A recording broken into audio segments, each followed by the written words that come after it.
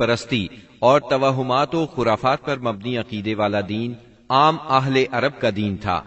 اس کے علاوہ جزیرۃ العرب کے مختلف اطراف میں یہودیت، مسیحیت، مجوسیت اور سابعیت نے بھی قدم جما لیے تھے۔ جزیرۃ العرب میں یہود کا دور اس وقت سے شروع ہوتا ہے جب فلسطین میں بابل اور آشور کی حکومت کی فتوحات کی وجہ سے یہودیوں کو اپنا وطن چھوڑنا پڑا۔ اس حکومت کی سخت گیری اور بخت نصر کے ہاتھوں یہودی بستیوں کی تباہی اور ویرانی، ان کے ہیکل کی بربادی اور ان کی اکثریت کی ملک بابل سے جلا وطنی کا نتیجہ یہ ہوا کہ یہود کی ایک جماعت فلسطین چھوڑ کر حجاز کے شمالی اطراف میں آ بسی اور یثرب، خیبر اور تیماء میں آباد ہو کر یہاں اپنی باقاعدہ بستیاں بسا لی، قلعے تعمیر کر لیے اور گڑھیاں بنا لی۔ وطن چھوڑ کر آنے والے ان یہود کے ذریعے عرب باشندوں میں کسی قدر یہودی مذہب کا بھی رواج ہوا اور اسلام کے ظہور سے پہلے اس کو بھی ایک اچھی بھلی حیثیت حاصل ہو گئی۔ اسلام کے ظہور کے وقت مشہور یہودی قبائل یہ تھے: خیبر، نذیر، مستلق، قریظہ اور قینقاع۔ جہاں تک عیسائی مذہب کا تعلق ہے، بلاد عرب میں اس کی آمد حبشی اور رومی قبضہ گیروں اور فاتحین کے ذریعے ہوئی۔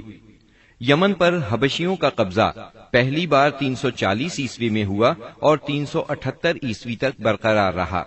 اس دوران یمن میں مسیحی مشن کام کرتا رہا۔ قریباً اسی زمانے میں ایک متقی اور پرہیزگار شخص فیمیون نجران پہنچا اور وہاں کے باشندوں میں عیسائی مذہب کی تبلیغ کی۔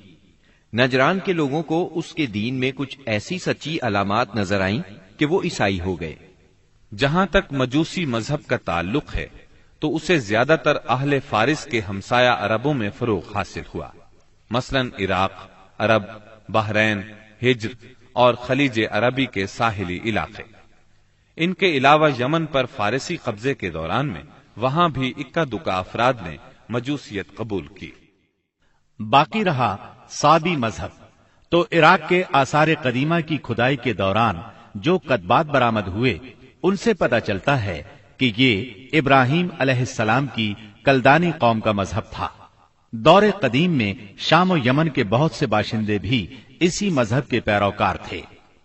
عرب کے باقی دینوں کے ماننے والوں کا حال مشرکین ہی جیسا تھا، کیونکہ ان کے دل یکساں تھے، عقائد ایک سے تھے اور رسم و رواج میں ہم آہنگی تھی۔